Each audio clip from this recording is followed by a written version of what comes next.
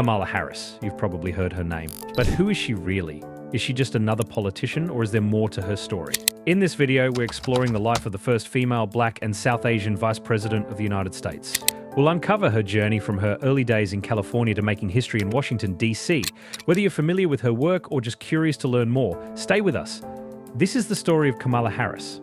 Now that we've introduced Kamala Harris, let's take a step back and look at where it all began. To truly understand who she is today, we need to explore her roots and the journey that shaped her. So, let's dive into her early life and education. Kamala Harris was born on October 20th, 1964, in Oakland, California. Have you ever wondered how someone becomes the first female vice president of the United States? Well, for Kamala, it all started with an incredible family background. Her mother, Sharmila Gopalan, was a groundbreaking biologist who moved to the US from India in 1958. Imagine moving halfway across the world to study at UC Berkeley and then going on to make huge strides in breast cancer research. That's exactly what Sharmila did. On the other side, Kamala's father, Donald J. Harris, came to the US from Jamaica in 1961 to study economics at UC Berkeley. He didn't just study, he excelled, becoming the first Black scholar to earn tenure at Stanford University's economics department. Talk about setting the bar high.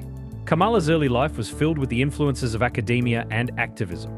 Growing up in college towns across the Midwest before settling in California, she was surrounded by discussions on justice, equality, and social change. When Kamala was 7, her parents divorced, and she, along with her younger sister Maya, was raised by their mother in a community of African American intellectuals and civil rights activists in Oakland and Berkeley. Imagine the dinner table conversations. In 1976, when Kamala was just 12, her mother took a research position at McGill University in Montreal, Canada, and the family made the move north. Kamala attended Westmount High School in Montreal, graduating in 1981, but her journey didn't stop there. She headed to Howard University in Washington, D.C., a historically Black university that played a huge role in shaping her identity and ambitions. At Howard, Kamala majored in political science and economics, 2 fields that would define her career. After Howard, she didn't slow down. Kamala went on to earn her law degree from UC Hastings, where she was active in the Black Law Students Association. By 1989, she had her Juris Doctor in hand, ready to take on the world. And as we know now, she did just that. Harris began her legal career in 1990, stepping into the world of law as a deputy district attorney in Alameda County, California. It was here that she earned a reputation as an able prosecutor on the way up, but her career wasn't just about climbing the ladder. Harris was making real impacts, particularly in how justice was served. In 1998, she moved on to the San Francisco District Attorney's Office, where her role took a significant turn. As the chief of the Career Criminal Division, she was no longer just a prosecutor, she was a leader. Harris managed a team of attorneys handling some of the toughest cases, including homicides, burglaries, and sexual assaults. She wasn't just fighting for convictions, she was setting the tone for how serious crimes were handled in San Francisco. And she did it with a focus on reform, pushing for higher bail in gun-related cases to curb the crime rate. But Harris's ambitions didn't stop there. In 2002, she ran for District Attorney of San Francisco, determined to bring about change from the top.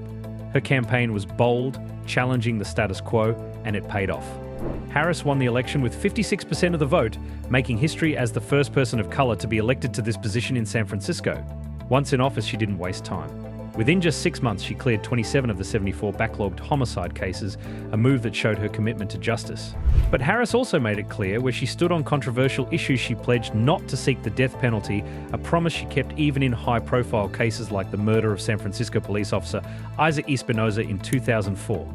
Harris wasn't just tough on crime, she was also forward-thinking. She established a hate crimes unit focused on protecting LGBT youth in schools, and she pushed for laws like the Gwen Arroyo Justice for Victims Act to ensure hate crimes were properly addressed. Her tenure also saw the creation of an environmental crimes unit and the San Francisco Reentry Division, which helped reduce recidivism rates among drug offenders. One of her most significant initiatives was tackling truancy in San Francisco's schools. Harris recognized that chronic truancy was linked to higher crime rates and dropout rates, so she led a citywide effort to keep kids in school. She even took the bold step of prosecuting parents whose children missed excessive days of school, making it clear that education was a priority for her administration.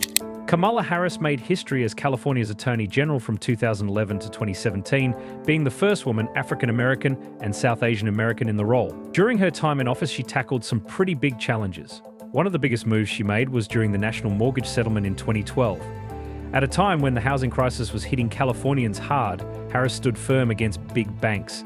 She rejected an initial deal that she felt was too lenient and fought for a better settlement that ultimately brought $20 billion in relief to California homeowners. This was a major win, especially for those struggling to keep their homes. And it didn't stop there. Harris used this momentum to push through the Homeowner Bill of Rights, which set up new protections against wrongful foreclosures. Harris also took on powerful companies, whether it was tech giants or big oil. She wasn't afraid to go after them when they crossed the line. One notable case was her fight against predatory for-profit colleges, where she secured a significant settlement that helped thousands of students who were misled by these institutions. Her work in this area showed her determination to protect consumers, especially those who were vulnerable.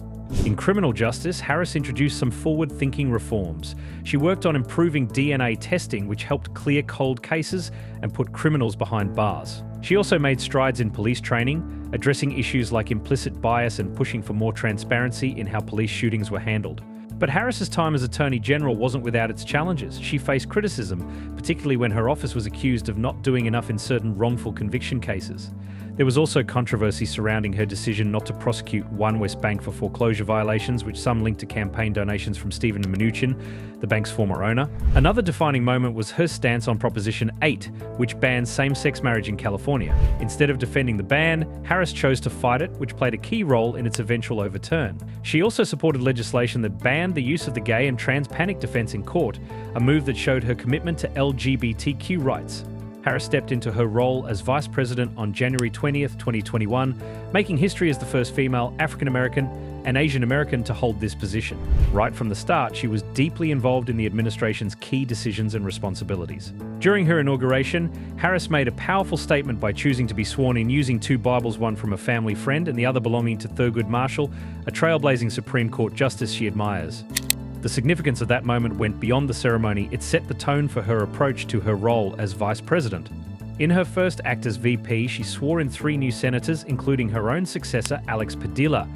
This was just the beginning of her active role in the Senate, especially given the 5-0-5-0 split between Democrats and Republicans. Harris's vote became the tiebreaker in several critical situations, such as passing the American Rescue Plan in early 2021, which brought much-needed relief to Americans during the pandemic. Harris broke records with her tie-breaking votes, surpassing even historical figures like John Adams and John C. Calhoun. By the end of 2023, she had cast more tie-breaking votes than any other vice president in US history. One unique moment in her tenure was when she briefly assumed the powers of the presidency, while Joe Biden underwent a routine medical procedure in November 2021. It was a short period, just an hour and 25 minutes, but it marked the first time a woman held presidential power, even temporarily. Harris also took on significant responsibilities in foreign policy. She was tasked with addressing the root causes of migration from Central America, which led her to meet with leaders from Mexico and Guatemala. Her message to potential migrants do not come was clear and direct, highlighting the dangers of the journey and the need for legal processes. Her diplomatic role expanded further when the US withdrew from Afghanistan and during the Russian invasion of Ukraine in 2022. Harris was front and center in rallying international support for Ukraine and imposing sanctions on Russia. She also worked to strengthen alliances such as with France after a submarine deal fallout and with South Korea in space exploration. In speeches and public appearances, Harris continued to break barriers. She was the first woman to deliver commencement addresses at the US Naval Academy and West Point, inspiring the next generation of leaders. Harris's time as vice president has been quite eventful, with a lot of changes and challenges. Her office has seen high staff turnover, including the departure of key figures like her chief of staff, deputy chief of staff, press secretary, and others. Critics point to this turnover as a sign of dysfunction and low morale within her team.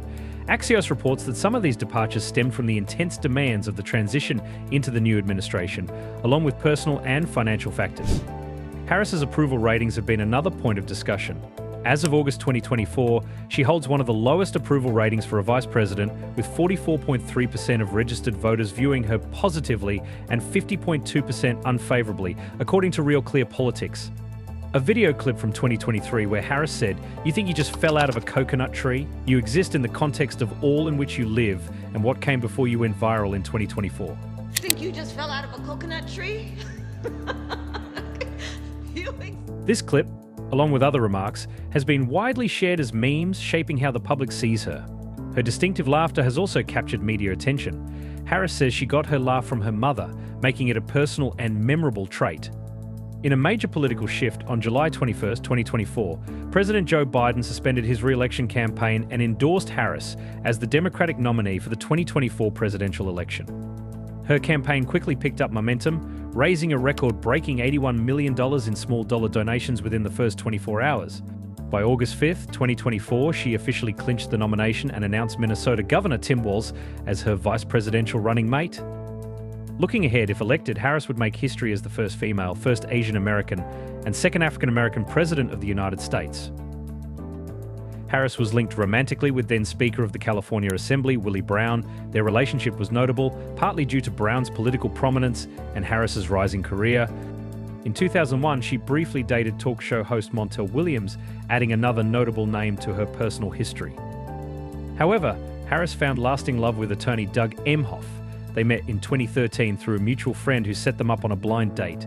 Emhoff, who was born into a Jewish family, had a successful career as an entertainment lawyer before becoming a partner at Venable LLP's Los Angeles office.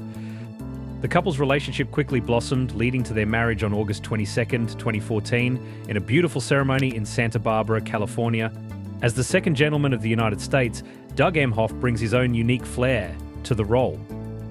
Harris is also a stepmother to Emhoff's two children from his previous marriage to film producer Kirsten Emhoff. Cole and Ella Emhoff have made their own names in various fields, contributing to the dynamic and public-oriented Emhoff family. Finally, let's hear some spicy details about her wealth. By August 2019, Harris and Emhoff had an estimated net worth of $6 million. Their financial status reflects their successful careers in law and public service, positioning them comfortably among prominent American families. Whether it's her groundbreaking role or her life with Doug Emhoff, Kamala's story is anything but ordinary. Thanks for watching. If you like this video, give it a thumbs up, hit that subscribe button, and let us know what you think in the comments. Catch you next time.